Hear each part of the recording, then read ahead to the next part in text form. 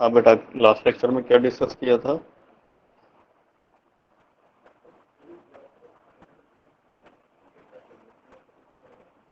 हाँ बेटा पलक, क्या डिस्कस किया था?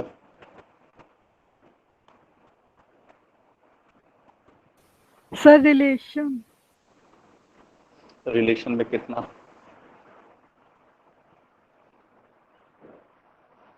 कोई भी बताओ बेटा, कहाँ तक हमने स्टडी कर लिया था?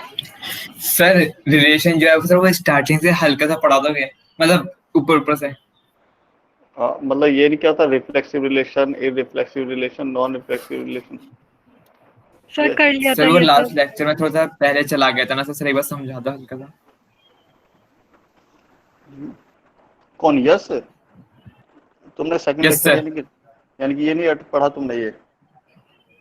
नहीं सर, सारे रिफ्लेक्स लेक्चर अटेंड किए थे वो सर। पिछले मतलब जो पिछला लेक्चर था ना उसमें मुझे कहीं जाना था सर, आधे घंटे के लिए डॉक्टर के पास, तो अच्छा, इसलिए मैं अटेंड नहीं, लास्ट के रह गया था मेरा। तो वैसे रिफ्लेक्सिव तो मैंने कंप्लीट कर दिया था, सिमेट्रिक से हमें स्टडी करना था। देख लेना, मैं वीडियो रिकॉर्डिंग में शेयर कर दूंगा, ग्रुप में डाल दूंगा। और वैसे भी मेरी वीडियो पड़ी हुई है सब रिलेशन के ऊपर भी। Okay sir. ठीक है, मैं ये वाली रिकॉर्डिंग भी अपने लेक्चर की ना शेयर कर दूंगा, तो जैसे ही फ्री टाइम मिलेगा तो उससे भी व्यू कर लेना। ठीक है, तो स्टार्ट करें।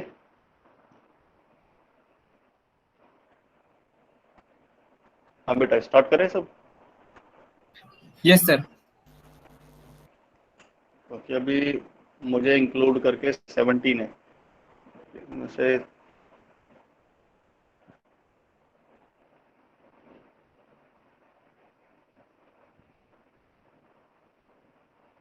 ठीक है, देखो बेटा, सिमेट्रिक रिलेशन हमने बात की थी।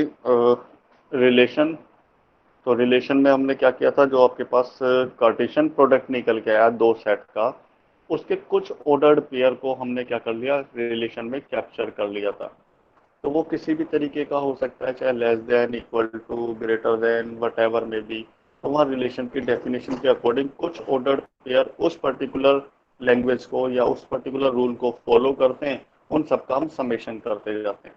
जो उसको वायलेट करता है रूल को, उसको हम लोग क्या करते हैं, अपने कार्टेशियन प्रोडक्ट के जो ऑर्डर्ड पेयर फॉलो ना करे रूल को, उसको हम रिलेशन से बाहर रखते हैं, उसे कहते हैं नॉट बिलोंग्स टू।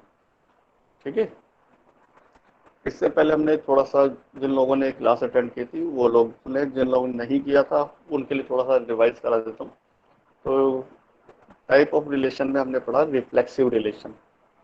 अगर कोई रिलेशन है उसमें सारे इट सेल्फ के रिलेशन है, यानी कि ऑल इट सेल्फ रिलेशन, यानी कि जैसे सेट के एलिमेंट है 1 2 3, तो 1,1 को भी रिलेशन में होना चाहिए, 2,2 को भी होना चाहिए, और 3,3 को भी होना चाहिए। उसके अलावा बाकी कुछ भी है तो वो भी चलेगा, लेकिन इन तीन का होना मस्ट है, और सभी का होना मस्ट है, यानी कि सारे इटसेल्फ के रिलेशन होने चाहिए, तो उस रिलेशन को हम रिफ्लेक्सिव रिलेशन कहते हैं। तो मैंने ये पढ़ाया था लास्ट लेक्चर में, रिफ्लेक्सिव रिलेशन सारे इटसेल्फ के रिलेशन होने चाहिए, यानी कि वो सारे ऑर्डर्ड पेयर जो इटसेल्फ का रिलेशन कैप्चर करते हैं।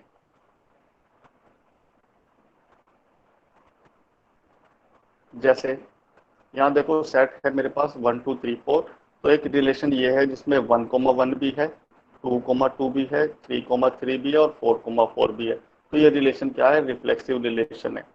तो ये मैंने एक एग्जाम्पल भी बताया, बाकी और भी कराए थे मैंने, 10 एग्जाम्पल कराए थे इसके कम से कम। तो रिफ्लेक्सिव रिलेशन क्लियर हो गया होगा। इस सेट के जितने भी एलिमेंट हैं, यहाँ इस समय पर 4 दिए हुए हैं, तो चारों का इटसेल्फ का रिलेशन होना चाहिए। 8 होते तो 8 का इटसेल्फ होना चाहिए, तो 1000 होते तो 1000 का होना चाहिए। इनफाइनाइट है तो इनफाइनाइट, यानी कि सभी एलिमेंट का, इस सेट के सभी एलिमेंट का रिलेशन अपने आप के साथ में होना चाहिए। तो वो सब आपके रिलेशन में होना चाहिए। अगर रिलेशन में है तो वो रिलेशन क्या कहलाएगा आपके लिए? Reflexive relation. अगर उनमें से एक भी रिलेशन, यानी कि एक भी इटसेल्फ का रिलेशन, ठीक है, एक भी इटसेल्फ वाला जो ऑर्डर्ड पेयर है वो रिलेशन में नहीं है, तो उसे कहते हैं हम लोग इररिफ्लेक्सिव, यानी कि सारे इटसेल्फ के रिलेशन एब्सेंट होंगे, सारे। ना तो 1,1 होगा, ना 2,2 होगा, ना 3,3 होगा। जैसे ये मेरे पास क्या है? एक सेट है 1 2 3 4, तो ना तो 1,1 होना चाहिए रिलेशन में, ना 2,2 होना चाहिए, ना 3,3 होना चाहिए, ना 4,4 होना चाहिए। तो उस रिलेशन को हम लोग इररिफ्लेक्सिव रिलेशन कह सकते हैं। जैसे कि ये, ना तो इसमें 1,1 है, ना 2,2 है, ना 3,3 है, ना ही 4,4 है, सारे एब्सेंट होने चाहिए। क्लियर हो गया? देन नेक्स्ट में हमने पढ़ा था नॉन रिफ्लेक्सिव। अगर कोई भी रिलेशन ना तो रिफ्लेक्सिव है और ना ही वो इररिफ्लेक्सिव है, तो हम उसको क्या कहते हैं? Non reflexive. रिफ्लेक्सिव का कहना था सारे इटसेल्फ वाले रिलेशन होने चाहिए प्रेजेंट। इसका कहना था सारे इटसेल्फ वाले रिलेशन एब्सेंट होने चाहिए। अगर कुछ प्रेजेंट है कुछ एब्सेंट है, तो वो रिलेशन क्या कहलाएगा? Non reflexive. क्लियर हो गया? तो उसके लिए भी एग्जाम्पल देखते हैं हम लोग। जैसे मैं बात करता हूँ पहले वाले की, 1,1 तो है, 4,4 भी है, ना 2,2 है, ना 3,3 है। जबकि रिफ्लेक्सिव होने के लिए चारों का होना मस्ट है, इररिफ्लेक्सिव के लिए चारों का एब्सेंट होना मस्ट है। लेकिन यहाँ इसमें दो है, दो नहीं है, तो हम इस टाइप के रिलेशन को कहते हैं नॉन रिफ्लेक्सिव रिलेशन। क्लियर हो गया बेटा? जो लोग नहीं थे उनके लिए मैंने रिवाइज कर दिया, ये अभी तक हमने स्टडी किया आज में टाइप ऑफ रिलेशन में। सर नॉन रिफ्लेक्सिव एक बार और बताना। Non reflexive, neither reflexive not irreflexive. ना सारे इटसेल्फ वाले एब्सेंट हो, ना सारे इटसेल्फ वाले प्रेजेंट हो।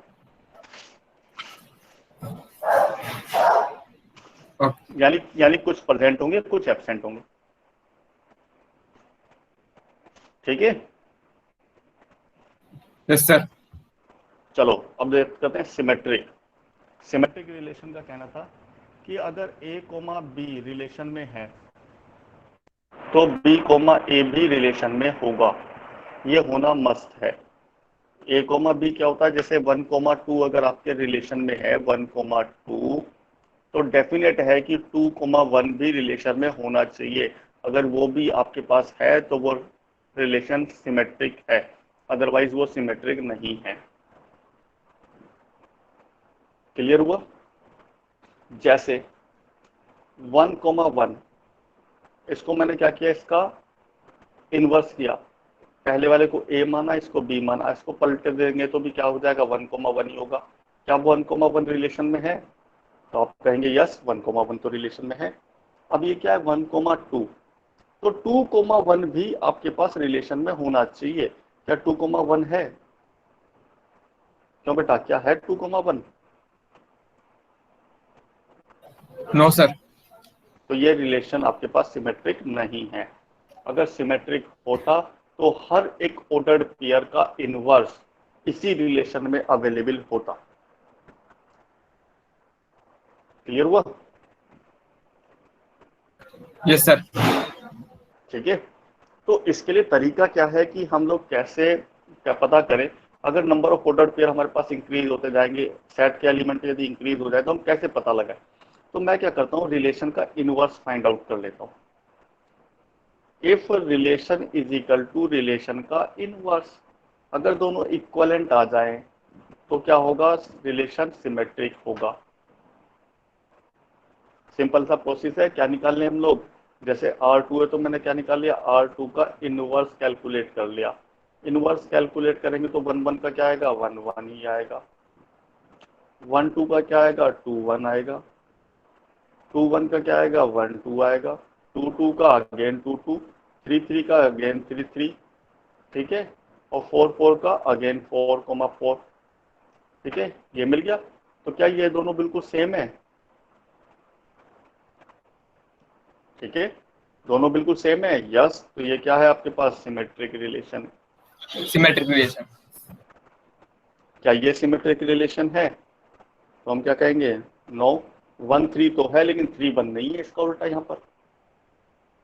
ठीक है, इसका इनवर्स क्या होगा, 3 1। और क्या बनेगा, 1 2। क्या दोनों बराबर हैं? नहीं। 2। ठीक है, क्लियर हो गया? हाँ बेटा, कोई दिक्कत? अब यहाँ यस सर, क्लियर है। रिलेशन, ठीक है, अब रिलेशन दिया हुआ 5। ये क्या है, एम्प्टी रिलेशन। क्या ये सिमेट्रिक है? Yes sir. ठीक है, तो सिमेट्रिक है। ये यूनिवर्सल रिलेशन है, यानी कि सारे ऑर्डर्ड पेयर अगर इन्वर्स भी करोगे तो वही तो कॉम्बिनेशन बनेगा। तो ये भी क्या है आपके पास, सिमेट्रिक रिलेशन है। ए क्रॉस ए में 4 एलिमेंट है, तो कितने ऑर्डर्ड पेयर बनेंगे, 4 क्रॉस 4 16। अगर उनका इन्वर्स भी कर दोगे तो वही तो 16 कॉम्बिनेशन बनेंगे। ठीक है, तो यूनिवर्सल रिलेशन भी क्या होगा आपके पास, सिमेट्रिक इन नेचर। अब ये तुम्हें सॉल्व करना है। अब देखो, मैंने कहा ये रिलेशन है लेस देन इक्वल टू का। ठीक है, क्या ये रिलेशन सिमेट्रिक है? अगर सिमेट्रिक प्रूव करना है तो सारे रिलेशन का इन्वर्स होना मस्ट है, लेकिन सिमेट्रिक नहीं है तो केवल एक एग्जाम्पल ही सफिशिएंट है। जैसे हमने पिछले न्यूमेरिकल में देखा कि यहाँ पर देखो 2 1 है, लेकिन इसका रिवर्स क्या नहीं मिला, 2 1 हो गया, तो वो रिलेशन में है ही नहीं। तो हम कह सकते हैं डायरेक्टली कि ये क्या नहीं है आपके पास, सिमेट्रिक रिलेशन नहीं है। तो नहीं प्रूव करने के लिए, यानी कि नेगेटिव प्रूव करने के लिए हमेशा एक काउंटर एग्जाम्पल सफिशिएंट है। तो अब मैं देखता हूं कि क्या ये रिलेशन सिमेट्रिक है, ये मुझे चेक करना है। तो मैंने चेक किया कि देखो 4 is less than equal to 7 और नॉट, तो ट्रू, ये बात सही है। 4 is less than equal to 7, सही लिखा हुआ मैंने। तो सिमेट्रिक का कहना था कि इसका रिवर्स, यानी कि 7 क्या होना चाहिए, लेस देन इक्वल टू 4 होना चाहिए। क्या ये है? तो हम क्या कहेंगे, ये नो सर। नहीं है। तो क्या इस रिलेशन सिमेट्रिक है? No sir. क्लियर हो गया? कोई डाउट किसी को? Yes sir. अब मैंने बात की देखो दूसरे की, इंक्लूजन यानी कि सबसेट का वो है रिलेशन। अब मैंने कहा कि मेरे पास a इज इक्वल टू क्या है, 1 2 है। एक मेरे पास सेट है b, वो क्या है, 1 2 3 4 है। मैंने कहा कि a जो है वो क्या है, सबसेट है b का। क्या मैं ये भी कह सकता हूँ क्या b सबसेट है a का? क्या कह सकता हूँ? सर नहीं बोल, सर नहीं कह सकते। नहीं कह सकते। तो प्रूव हो गया कि ये सिमेट्रिक रिलेशन नहीं है। कोई डाउट किसी को? No sir. गुड। अब थर्ड क्वेश्चन को डिस्कस करते हैं। उसने रिलेशन बताया परपेंडिकुलर का। अब ये एक मेरे पास लाइन है, ये मेरे पास दूसरी लाइन है। मैं कह रहा हूं कि पहली लाइन दूसरी लाइन के परपेंडिकुलर है, यानी कि लाइन नंबर 1 लाइन नंबर 2 के परपेंडिकुलर है। तो क्या लाइन नंबर 2 लाइन नंबर 1 के ऊपर परपेंडिकुलर है? 1 परपेंडिकुलर टू 2, तो 2 यस सर है। Perpendicular to 1, definitely. तो क्या रिलेशन कैसा होगा, सिमेट्रिक। कोई डाउट है किसी को? सर हाँ, ठीक है। आप कह रहे हैं कि ए लाइन बी लाइन के परपेंडिकुलर तब होती है जब दोनों लाइनों के बीच में 90 डिग्री का एंगल होता है। तो 2 का 1 के साथ एंगल कितना होगा, 90। अगर 1 का 2 के साथ 90 है तो 2 का 1 के साथ कितना होगा, 90। तो दोनों आपस में परपेंडिकुलर हो गई। अब बात करते हैं देखो रिलेशन नंबर 4 की। मैं कह रहा हूँ कि ये मेरे पास पहली लाइन है, ये मेरे पास दूसरी लाइन है। पहली लाइन जो है दूसरी लाइन के पैरेलल है। क्या दूसरी लाइन पहली के पैरेलल होगी? Yes sir. Yes sir. तो ये तो रिलेशन क्या होगा? सिमेट्रिक। कोई डाउट किसी को?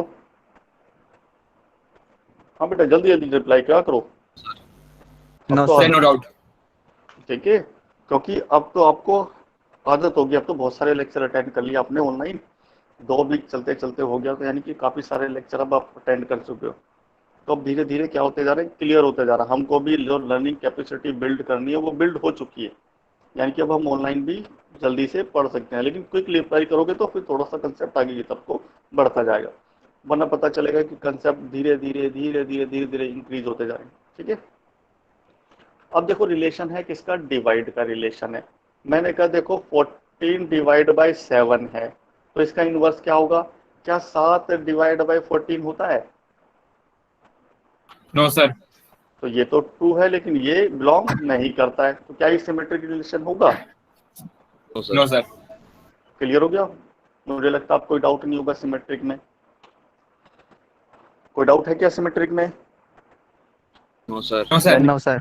ठीक है, चलो अब बात करते हैं एसिमेट्रिक की। एसिमेट्रिक का कहना था कि अगर a comma b, a related to b है तो b can not related to a, यानी कि अगर a भी आपके रिलेशन में है तो ba नहीं होना चाहिए। जैसे 1,2 है तो 2,1 नहीं होना चाहिए। ठीक है, किसी भी ऑर्डर्ड पेयर का, किसी भी ऑर्डर्ड पेयर का इनवर्स आपको रिलेशन में नहीं मिलेगा। ठीक है, सिमेट्री का कहना था कि सभी का इनवर्स मिलेगा, इसका कहना था किसी का भी इनवर्स नहीं मिलेगा। क्लियर हो गया? Yes sir. चलो देखो, अब मैं रिलेशन नंबर 3 की बात करता हूं। क्या 1,3 का इनवर्स है? नो। 2,1 का इनवर्स है? नो। तो रिलेशन कैसा बना आपके पास? असिमेट्रिक। एस्टिमेट। ठीक है, Yes, sir. 1,1 का इनवर्स भी तो 1,1 होगा, वो भी रिलेशन से बिलोंग कर रहा है। तो क्या ये असिमेट्रिक है?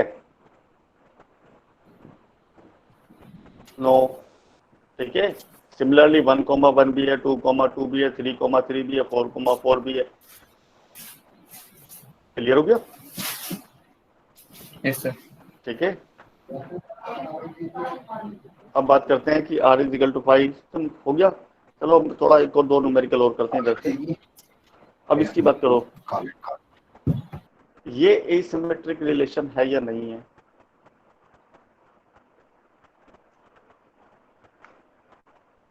इसको है। हमने बताया क्या इससे?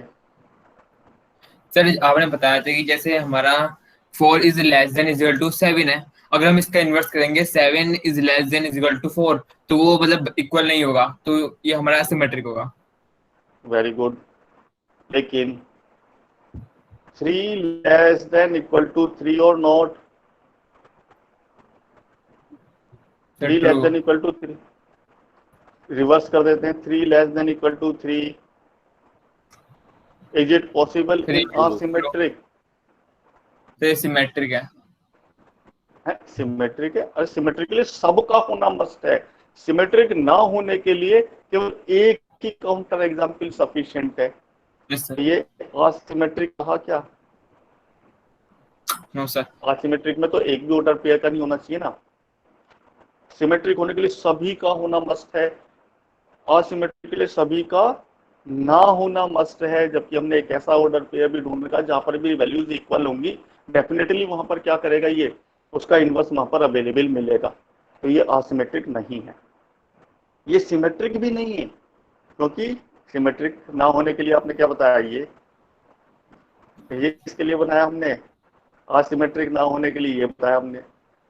सिमिलरली ऐसी ये है, इसमें भी आपने क्या कह दिया, ए सबसेट ऑफ ए, रिवर्स करके देखो ए इज ऑल्सो सबसेट ऑफ ए, तो ये भी असिमेट्रिक नहीं है। ठीक है, परपेंडिकुलर रिलेशन को देखो, अगर आप कह रहे हैं कि 1 2 के ऊपर परपेंडिकुलर, तो डेफिनेटली 2 भी 1 के ऊपर परपेंडिकुलर, तो असिमेट्रिक होने का तो कोई चांस ही नहीं। ठीक है, पैरेलल लाइन की बात करो, पैरेलल लाइन में भी आपने ये बताया कि 1 लाइन 2 के पैरेलल है तो 2 1 के पैरेलल है, तो यानी कि ऑलरेडी क्या हो रहा है, ये तो सिमेट्रिक है तो असिमेट्रिक होने का तो, ठीक है। अब यहाँ की बात सर। करो, यहाँ पर भी क्या होगा, क्या ये असिमेट्रिक रिलेशन है? आपने बताया था कि ये सिमेट्रिक रिलेशन नहीं है, तो असिमेट्रिक के लिए क्या कौन सी जैसे कि कंडीशन है देखो, 2, 2 डिवाइड बाय 2, बताओ जब सेम होंगे तब क्या होगा, तब तो पॉसिबल है ना इसका जैसे reverse, 2 divide by 2 divide by 2, तो भी दोनों के रिजल्ट क्या मिल रहे हैं, सेम, दोनों बिलोंग कर रहे हैं, यानी कि ये भी असिमेट्रिक रिलेशन। क्लियर हो गया? नहीं। Yes sir. यानी कि ये भी असिमेट्रिक Yes, sir. रिलेशन नहीं है। असिमेट्रिक तभी हो सकता है जब किसी का भी इनवर्स ना मिले। तो आपने देखा डिसिमिलर आइटम के ऊपर देखो और फिर सिमिलर आइटम के ऊपर देखो क्या आ रहा है, ठीक है। कोई डाउट अब यहाँ तक? No sir. Sir. अब है बेटा देखो एंटी सिमेट्रिक। उसने कहा कि A related to B and B related to A, यानी कि उसका इनवर्स दिखाई दे रहा है, यानी कि उसका इनवर्स, ये दोनों तभी अवेलेबल है, ये दोनों तभी प्रैक्टिकल पॉसिबल होंगी जब ए इक्वल टू क्या होगा आपके पास, बी होगा। यानी कि दोनों ऑर्डर पेयर में इटसेल्फ वाले रिलेशन अलाउड है, केवल इटसेल्फ वाले रिलेशन को छोड़ के बाकी किसी और ऑर्डर्ड पेयर का इनवर्स आपको मिलेगा नहीं रिलेशन में, तो उस रिलेशन को हम कहते हैं एंटी सिमेट्रिक रिलेशन। क्लियर हुआ? कौन कौन से रिलेशन अलाउड है? केवल इट सेल्फ वाले, क्योंकि उसका रिवर्स करते हैं ना, तो जिसे हम कहते हैं ना पैलिंड्रोम, उल्टा सीधा एक समान, याद आ रहा है, उल्टा सीधा एक समान, यस सर। 1 to 1 रिवर्स करो तो भी क्या आता है 1 to 1, तो वो 1 to वैसे 1 ही कहना होता है। चाह रहा है कि एंटी सिमेट्रिक में केवल इनवर्स उन ऑर्डर्ड पेयर का अलाउड है जहां दोनों वैल्यू क्या है, इस सेल्फ का रिलेशन रखते हैं, दोनों वैल्यू क्या है, इक्वल है, ए इक्वल टू बी। क्लियर हो गया?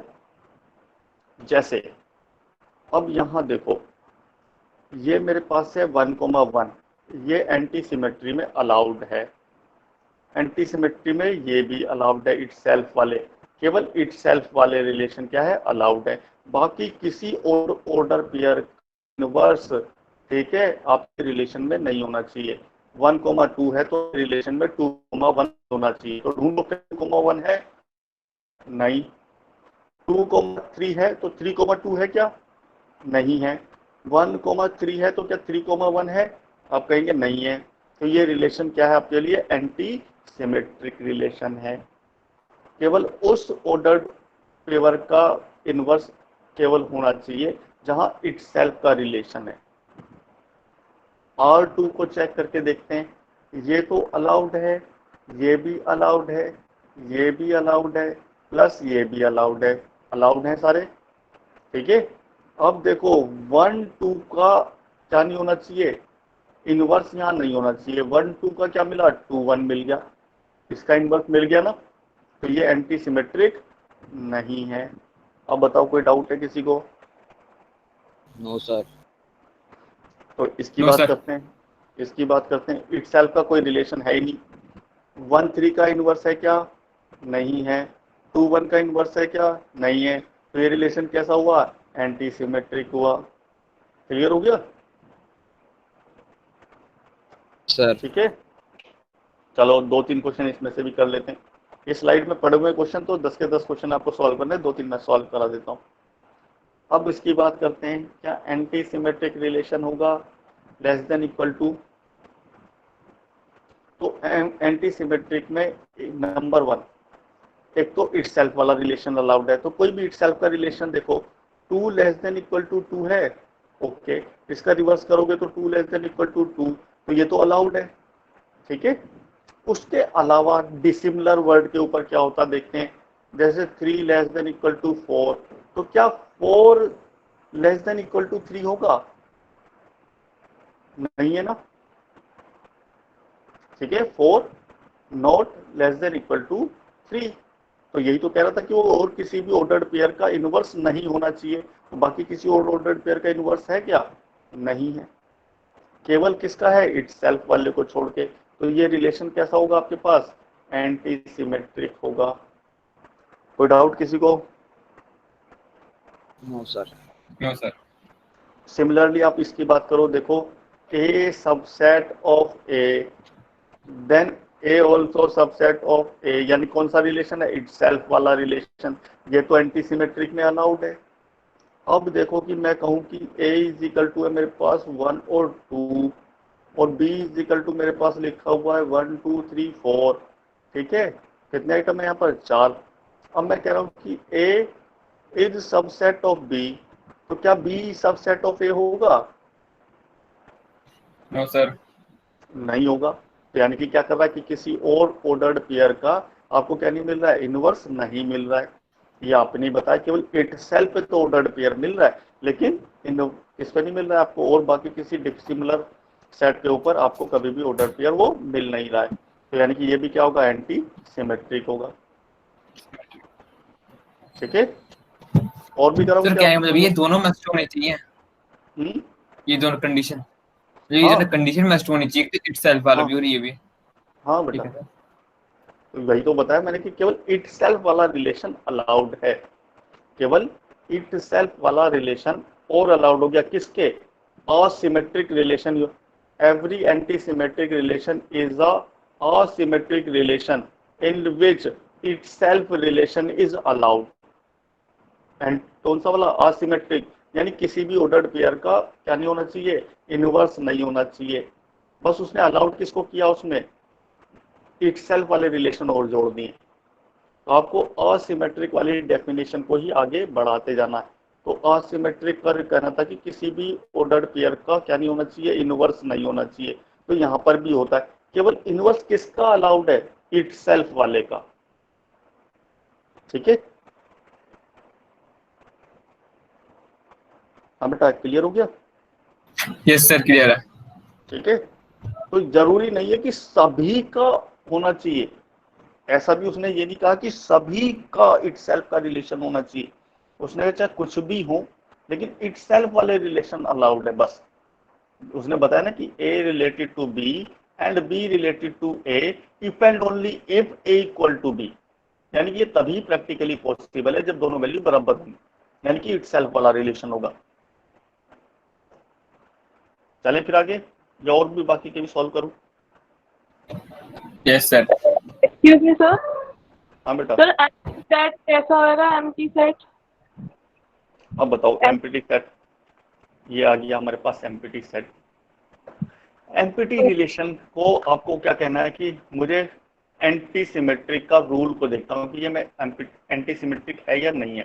क्या इसमें कोई इटसेल्फ का रिलेशन है? नहीं है। क्या किसी का इनवर्स अवेलेबल है? यहाँ तो ऑर्डर्ड पेयर ही नहीं है कोई भी। ठीक है, यहाँ पर कोई ऑर्डर्ड पेयर अवेलेबल है क्या आपके पास? तो ये कंडीशन बन जाती है कि आप कह रहे हैं कि यहाँ पर 0 एलिमेंट है और यहाँ पर भी क्या आपके पास 0 एलिमेंट है, यानी कि यहाँ भी 5 है और यहाँ भी 5 है। तो दोनों के बीच में इंटरसेक्शन आप निकालना चाहते हैं कि दोनों के बीच में क्या इंटरसेक्शन है। तो हमने पढ़ा है कि 0 divide by 0 L hospital rule लगता है, 0 डिवाइड बाय 0 इनडिटर्मिनेट होता है। तो 0 को हम इस तरीके से क्या कर सकते हैं? यहाँ भी कोई एलिमेंट नहीं, यहाँ भी कोई एलिमेंट नहीं, और हम निकालना चाहते हैं कि इन दोनों में क्या कॉमन एलिमेंट होगा। तो वो प्रैक्टिकली पॉसिबल नहीं है। ठीक है, तो 5 का कभी इंटरसेक्शन हम लोग 5 के साथ कभी करते नहीं है, यानी कि 5 का कंपैरिजन 5 के साथ कभी करते ही नहीं है। तो ये रिलेशन को हम लोग क्या कह सकते हैं? एंटी सिमेट्रिक की सारी डेफिनेशन फॉलो करता है, उनमें से एंटी सिमेट्री भी कह देते हैं। ठीक है, हम लोग बात करते हैं सिमेट्रिक की, तो हम इसे सिमेट्रिक भी कह देते हैं। असिमेट्रिक में किसी का भी इनवर्स नहीं होना चाहिए। तो 5 का इनवर्स जब यहाँ कोई है ही नहीं, तो इसके इनवर्स में भी क्या आएगा? एक भी ऑर्डर्ड पेयर नहीं आएगा। तो हम लोग इसे क्या कह सकते हैं? असिमेट्रिक भी कह सकते हैं। और तीनों की डेफिनेशन में किसी भी डेफिनेशन का ये वायलेशन ही नहीं करता। और 5 आपके पास एम्प्टी ऑर्डर्ड पेयर है, ये किसी रिलेशन को रिप्रेजेंट ही नहीं कर पाएगा, यानी कि इससे कोई मीनिंगफुल आउटपुट आपका रिलेशन बन ही नहीं पाएगा। यानी कि ना तो पहले सेट में एक भी एलिमेंट है, ना दूसरे सेट में एक भी एलिमेंट है। तो रिलेशन किस टाइप का आपके पास? एम्प्टी रिलेशन है, यानी कि नल रिलेशन। यानी कि नल रिलेशन, नल यानी कि कुछ भी नहीं है, उस रिलेशन का कोई मीनिंग ही नहीं है। क्लियर हो रहा बेटा? यानी कि ये इस रिलेशन को हम कहीं यूज कर ही नहीं पाएंगे।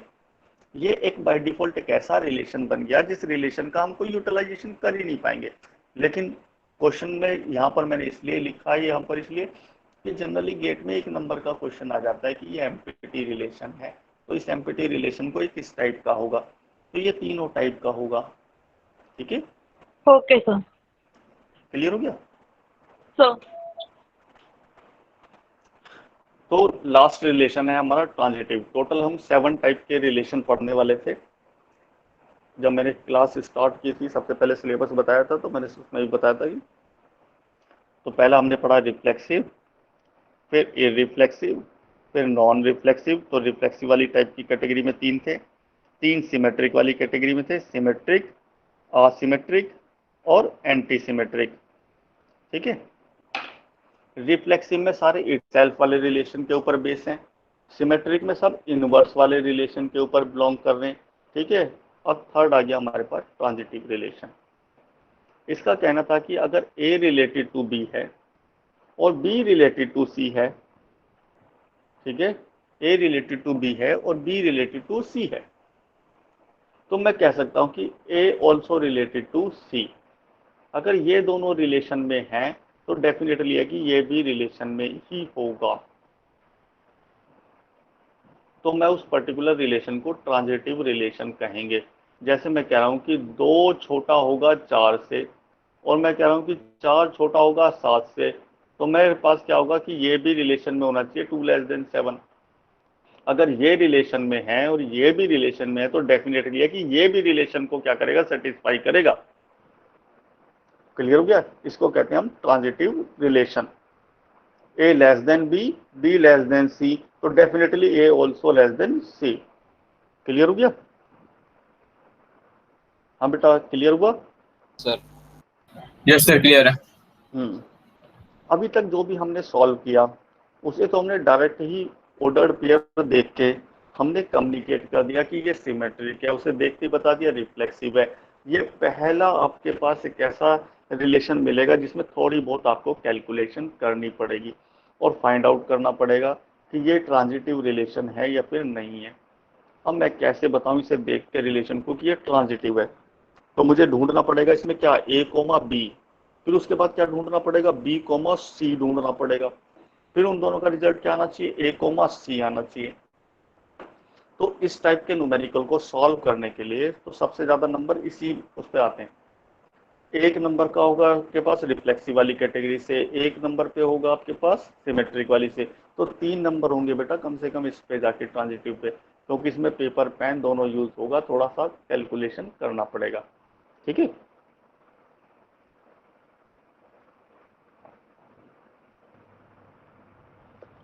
इससे पहले मैंने पढ़ाया था आपको कंपोजिशन। कंपोजिशन याद है बेटा। हाँ बेटा, कंपोजिशन याद है।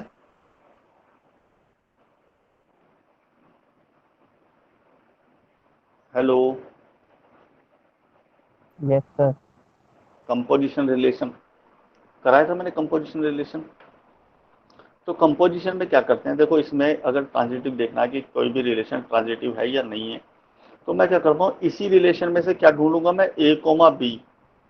ए कोमा बी यानी कि जैसे मैंने पहला ऑर्डर पेयर में कोई एट रैंडम उठा लेता हूँ, मैंने क्या उठाया यहाँ से 1,2। अगर मैं इसे ए कोमा बी कहूँ तो इसमें बी कोमा सी क्या होगा, तो बी तो यहाँ पर जो सेकंड पार्ट है वो कितना है, 2 है। क्या है इसका बी पार्ट, 2।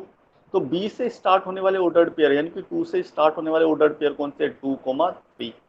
अगर मैं 1,2 का अगर मैं कंपोजिशन निकालता हूँ तो इसका कंपोजिशन सिर्फ किसके साथ हो सकता है, 2,3 के साथ। उसके अलावा बाकी किसी के साथ कंपोजिशन हो सकता है, क्योंकि 1,2 है तो बी की वैल्यू कितनी हुई, 2। तो मुझे देखना 2 से स्टार्ट होने वाले वो ऑर्डर्ड पेयर, तो वो कितना कौन से, 2,3।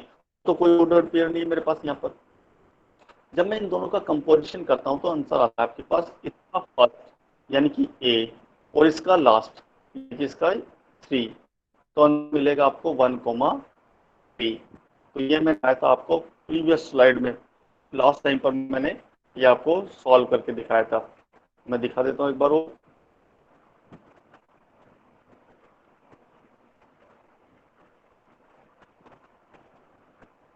Composition of relation.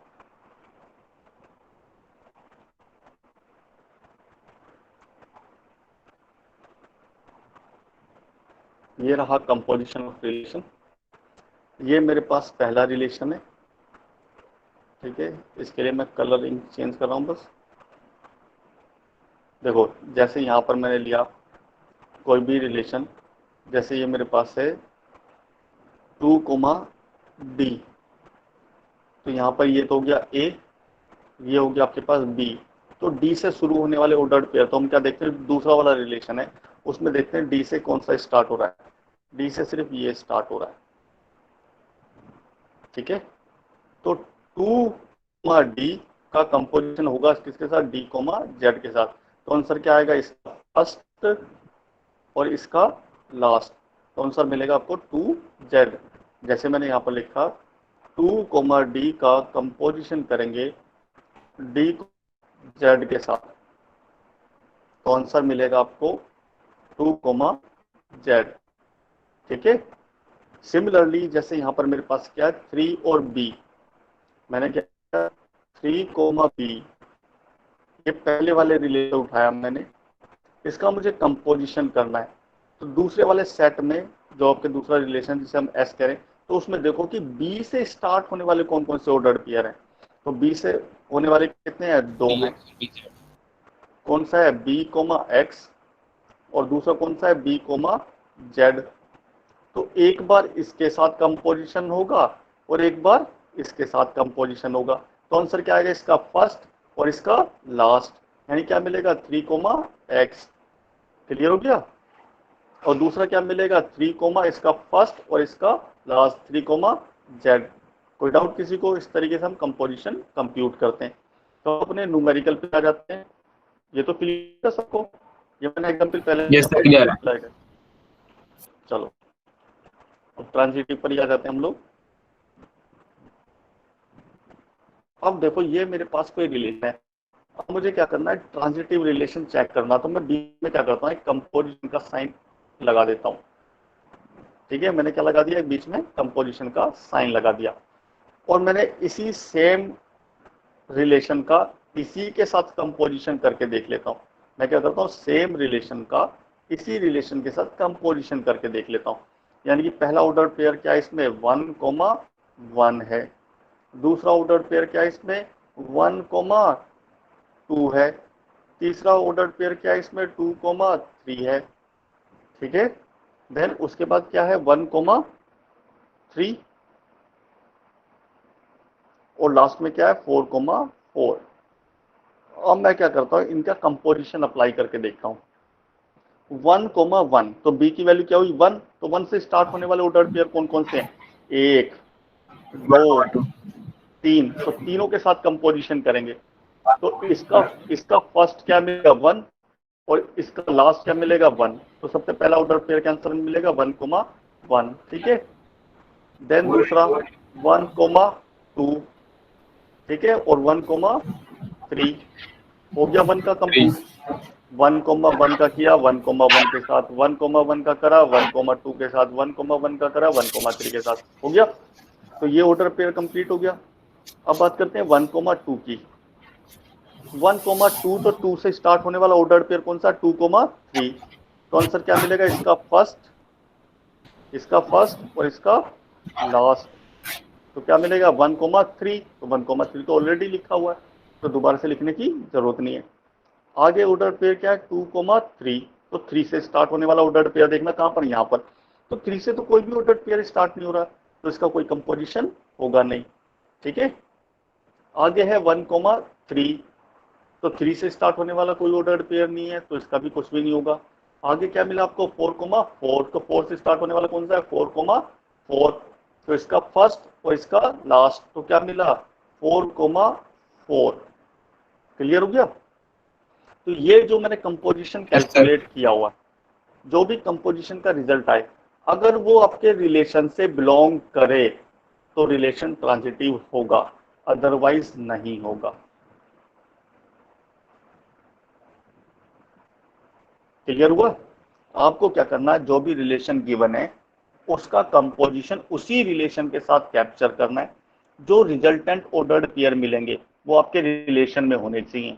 अगर सारे रिलेशन जितने भी आपके, यानी कि ये सारे जितने भी आपको ऑर्डर्ड पेयर मिलेंगे वो सारे इस रिलेशन में होने चाहिए। अगर वो सारे हैं तो ट्रांजिटिव है, अदरवाइज ट्रांजिटिव नहीं है।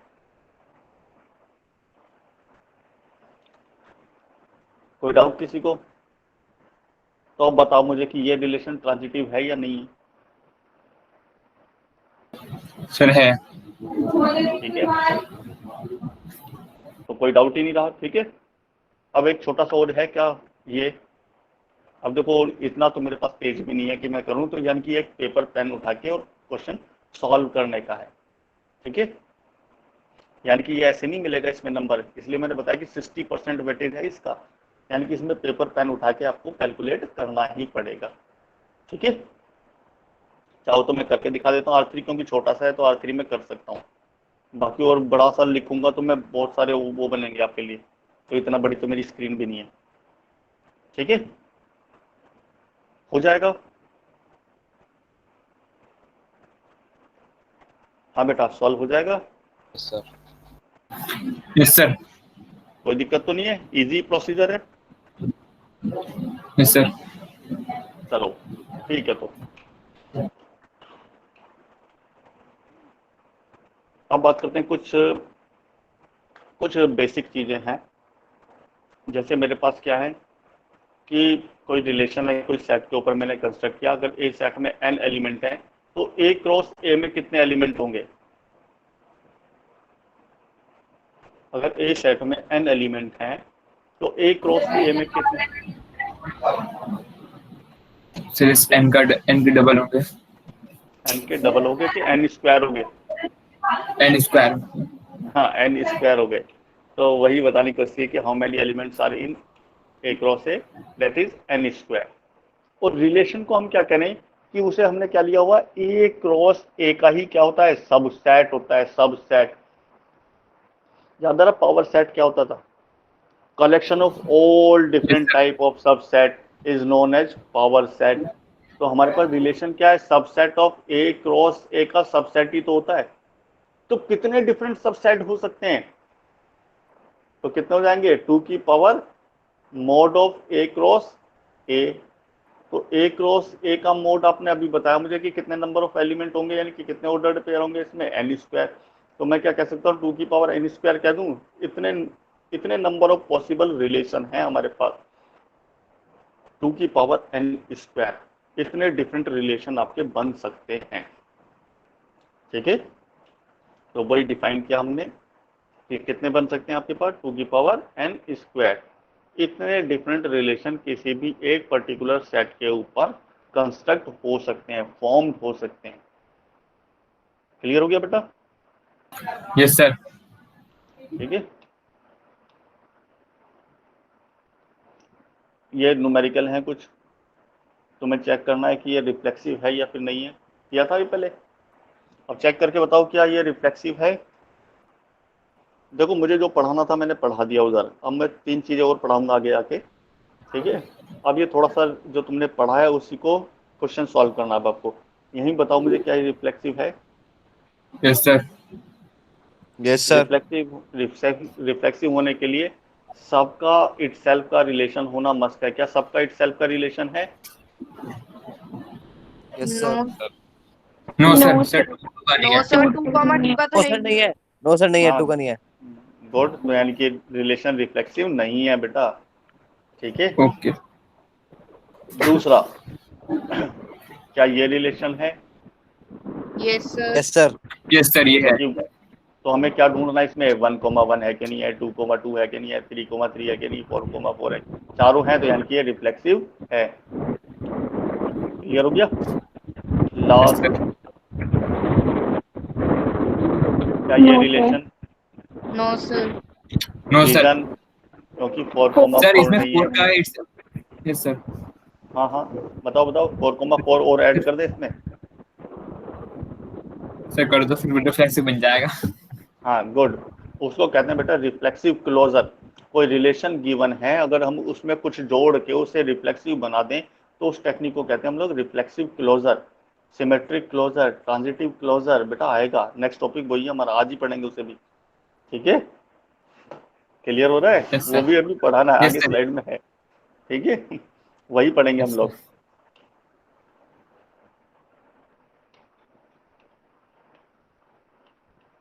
तो ये तो न्यूमेरिकल है, तो इन्हें भी देख लेना।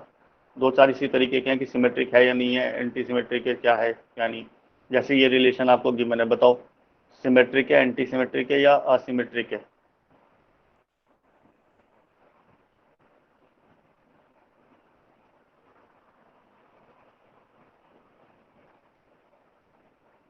हाँ बेटा, क्या है ये?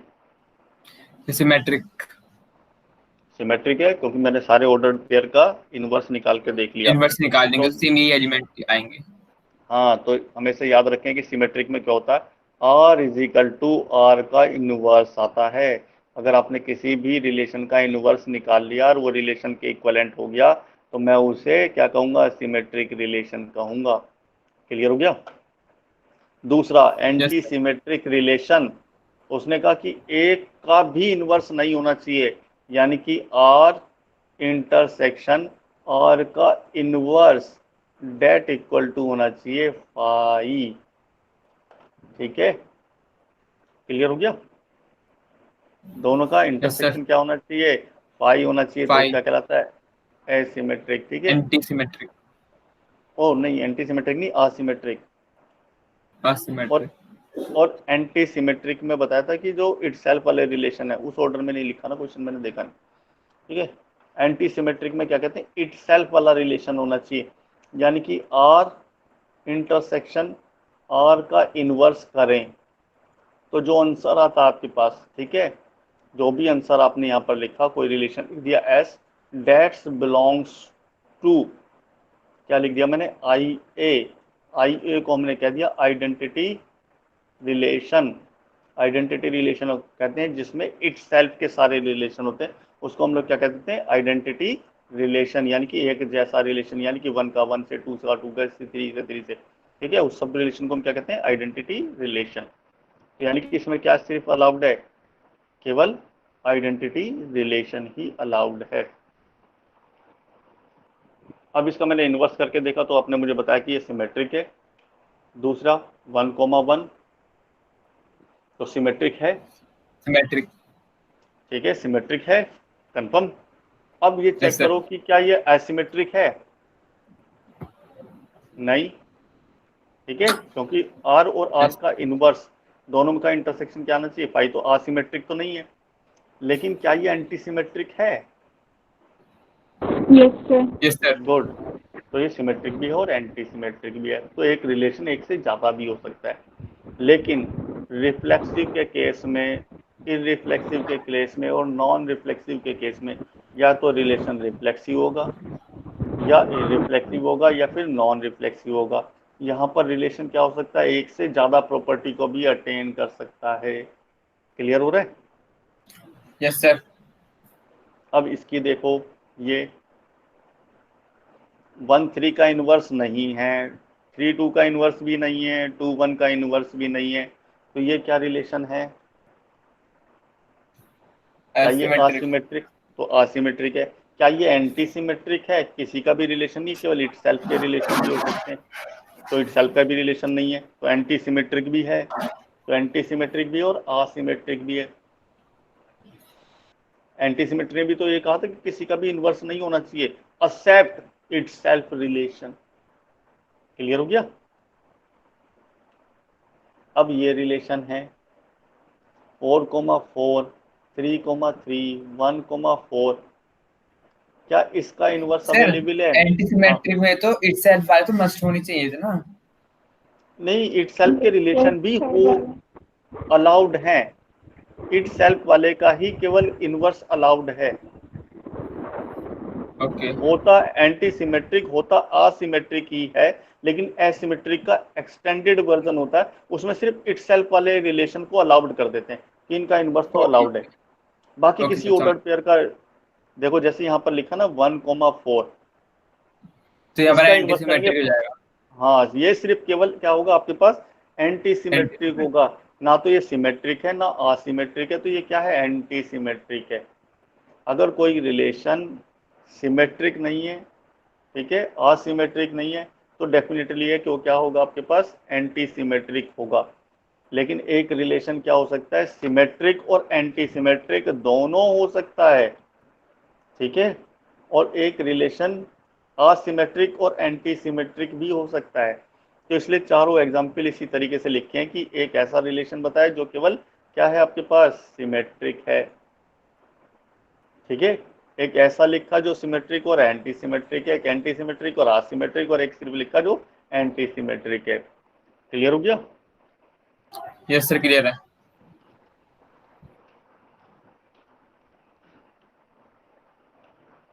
तो वही ट्रांजिटिव के लिए चेक करना था। तो बिना कंपोजिशन के आप ट्रांजिटिव ही चेक नहीं कर पाओगे, तो आंसर भी तभी दोगे जब तुम कॉपी पर पेपर पे चेक कर लोगे, ठीक है। तो अब मैं ये पूछूंगी डायरेक्टली क्वेश्चन देके कि हाँ बेटा लो ये बताओ कि ये ट्रांजिटिव रिलेशन है या नहीं है, तो आप बिना देखे नहीं बता सकते। हाँ, एक दो चीजें हैं कि नहीं बताने के लिए तो हमारे पास काउंटर एग्जाम्पल हो जाते हैं। जैसे ये दिखाई दे रहा, ये 3 है, ये 3 है, तो ये क्या हो गया, ए बी, ये बी सी, तो आंसर क्या आना चाहिए, ए सी। तो यानी क्या आना चाहिए, 1,2 ऑर्डर पेड़ में होना चाहिए, जो कि नहीं है।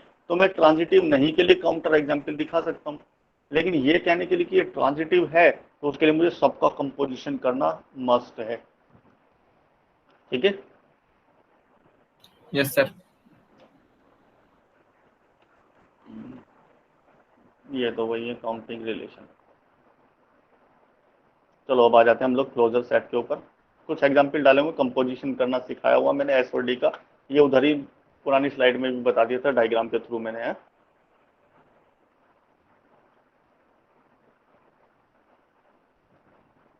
ये कंपोजिशन ही है ये भी। अगर मेरे पास आर का कंपोजिशन मैं आर के साथ करता हूँ तो मैं उसे क्या कह सकता हूँ, आर स्क्वायर। और अगर मैं आर स्क्वायर का कंपोजिशन एक बार और आर के साथ करूँ तो क्या कह सकते हैं, इसे आर की पावर 3। और इसी तरह कंपोजिशन करते जाएं तो आर की पावर n प्लस 1 या आर की पावर n हम लोग बना सकते हैं। तो वही लिखा उसने, आर की power n is equal to r composition with r कितने बार, n बार, ठीक है। मुझे नहीं लगता कि इसको बताने की जरूरत पड़ेगी, वैसे भी तुम्हें पता है कि x dot x is equal to x square होता है, ऐसी कंपोजिशन में हो जाता है, क्यों बेटा, ठीक है। चलो ये आ गया रिफ्लेक्सिव क्लोजर, ठीक है। आज बस यही करेंगे हम लोग, रिफ्लेक्सिव क्लोजर, सिमेट्रिक क्लोजर और ट्रांजिटिव क्लोजर। देखो बेटा, रिफ्लेक्सिव क्लोजर अभी एक बच्चे ने कहा था कि सर अगर इसमें हम 4,4 और जोड़ दें तो वो क्या हो जाएगा, रिफ्लेक्सिव हो जाएगा। यहाँ आपको एक रिफ्लेक्सिव कोई रिलेशन आपको यहाँ पर गिवन है, और यदि मैं इसे चेक करूँ तो यहाँ सेट क्या दिया हुआ, KLM। तो इस सेट को, इस पर्टिकुलर रिलेशन को रिफ्लेक्सिव है या फिर नहीं है, दो कंडीशन है। मैं चेक करता हूँ क्या ये रिफ्लेक्सिव है, K, तो है ना, तो L, L है ना, M, M है, तो ये रिलेशन रिफ्लेक्सिव नहीं है। इसमें कुछ मिनिमम और ऐड करने के बाद अगर ये रिलेशन रिफ्लेक्सिव हो जाता है, ठीक है, तो जो आउटपुट वाला रिलेशन आया उसे हम कहते हैं reflexive closure of this relation, ठीक है। तो ये है RF। तो मैंने इसमें क्या और जोड़ दिया, इसमें जिस चीज की मुझे कमी थी, किसकी, L, L और ऐड कर दिया, और मैंने M और ऐड कर दिया। कितने ऑर्डर्ड पेयर है यहाँ पर, 4। तो देखो ये रहा पहला ऑर्डर्ड पेयर, ये रहा दूसरा ऑर्डर्ड पेयर, ये रहा आपका तीसरा ऑर्डर्ड पेयर, और ये रहा आपका पास चौथा ऑर्डर्ड पेयर, ठीक है। 1, 2, 3, 4 मिल गए। बाकी मैंने क्या ऐड कर दिया, जो रिफ्लेक्सिव बनाने के लिए क्या ऐड कर दिया इसमें, L, L, और क्या ऐड कर दिया, M, M। और तो ये रिलेशन क्या बन गया अब आपके लिए, रिफ्लेक्सिव बन गया। इसे कहते हैं हम लोग रिफ्लेक्सिव क्लोजर। हाँ बेटा, किसी को कोई डाउट? No sir. तो सबसे इजी प्रोसीजर तो मुझे यही लगा कि मेक इट रिफ्लेक्सिव, जो चीज गायब है उसे जोड़ दो इसमें, यस सर। बस हो गया। तो यानी कि फिर अगेन वही बताया मैंने बेटा, reflexive closure 20% weightage, symmetric closure 20% weightage. तो मुश्किल किसका होगा, ट्रांजिटिव, क्योंकि कंपोजिशन निकालना पड़ेगा। ठीक है, चलो देखते हैं। तो इसके लिए मैं एक स्टैंडर्ड फॉर्मूला उसने यहाँ पर लिखा, आर यूनियन डेल। डेल क्या है? वही आइडेंटिटी रिलेशन जिसको मैं आई ए कह रहा था। तो यहाँ पर जो भी हम कह रहे हैं कि रिफ्लेक्सिव क्लोजर है, आर एफ इजिकल टू क्या होगा, जो भी रिलेशन आपको गिवन है उसका यूनियन कर दो किसके साथ, आई, और सेट का नाम मैंने यहाँ लिख दिया ए। जैसे ए सेट में के एल एम है तो आई ए क्या होगा, के कोमा के, एल कोमा एम और एम कोमा एम, इसका यूनियन कर दो आर के साथ। आंख बंद करके इस पर्टिकुलर सेट का यूनियन कर दो आंख बंद करके किसके साथ, के कोमा के साथ, ठीक है, एल कोमा एल के साथ और एम कोमा एम के साथ। ढूंढो ही मत कि इसमें क्या है क्या नहीं है, दोनों का यूनियन करके जो भी रिजल्टेंट मिलेगा वही आपका क्या बनेगा, रिफ्लेक्सिव क्लोजर। विदाउट किसी को जल्दी sir. Reply, No, sir. ठीक है, जल्दी रिप्लाई कर दिया करो बेटा। इजी है, यस सर। चलें फिर आगे। देखो ये Yes, है sir. Symmetric closure. अब सिमेट्रिक क्लोजर का भी यही कहना था कि ये जो रिलेशन है ये सिमेट्रिक नहीं है, लेकिन इसमें कुछ और मिनिमम ऐड कर दें जिससे कि ये क्या बन जाए, सिमेट्रिक बन जाए। तो हमारे पास सिमेट्री में क्या होता है, r is equal to r inverse r का होता है। इनवर्स। लेकिन जो अगर आपके पास अगर कोई रिलेशन सिमेट्रिक नहीं है तो डेफिनेटली क्या होगा, नॉट इक्वल टू होगा। यानी कुछ ऑर्डर्ड पेयर यहाँ पर एक्स्ट्रा होंगे, कुछ ऑर्डर्ड पेयर यहाँ पर एक्स्ट्रा होंगे, जबकि दोनों में क्या होना चाहिए, जो आपके रिफ्लेक्सिव सिमेट्रिक क्लोजर आएगा उसमें क्या होना चाहिए, दोनों का समेशन होना चाहिए। तो हमने क्या कर दिया, दोनों का यूनियन कर दो। जो भी रिलेशन गिवन है उन दोनों का हमने क्या कर दिया, सिर्फ यूनियन कर देना है। आपके पास जो रिलेशन गिवन है इसका क्या निकालो, आर इनवर्स निकालो और दोनों का क्या कर दो, यूनियन कर दो। जो कॉमन है वो तो आई आ जाएंगे, जो आर में रह गए हैं वो भी आ जाएंगे और जो आर इनवर्स में है वो भी आ जाएंगे। आर में क्या होगा, ए कोमा बी, और इनवर्स में क्या मिल जाएगा आपको, बी कोमा ए। तो ठीक है, तो जब दोनों का यूनियन कर दोगे तो डेफिनेटली क्या होगा, आर और आर इनवर्स क्या आ जाएंगे, दोनों इक्वल टू आ जाएंगे। तो ये फॉर्मूला याद रखें। इस तरीके से क्या निकाल सकते हो आप, सिमेट्रिक क्लोजर। हाँ बेटा बताओ, किसी को कोई डाउट है तो क्या? No sir. No, sir. मुझे नहीं लगता कि सिर्फ आपको रिलेशन लिखना, उसका इनवर्स लिखना, उसके बाद सिर्फ यूनियन कर देना, काम खत्म हो गया। अभी तक कोई भी रॉकेट साइंस नहीं लगाई है, कोई भी मैथमेटिक्स का कोई ऐसा कोई भयंकर वाला फंडामेंटल भी नहीं यूज किया जिसमें कॉपी पेन और नीरा सारा कुछ हमें कुछ बहुत सारा लिखना पड़े। सही है, यानी कि बहुत क्विकली है, लॉजिक क्लियर है। आप वर्स कैसे निकालते हैं आपको पता होना चाहिए, यूनियन कैसे निकालते हैं, बस, नथिंग एल्स। उसके अलावा कुछ लगा क्या? ठीक है,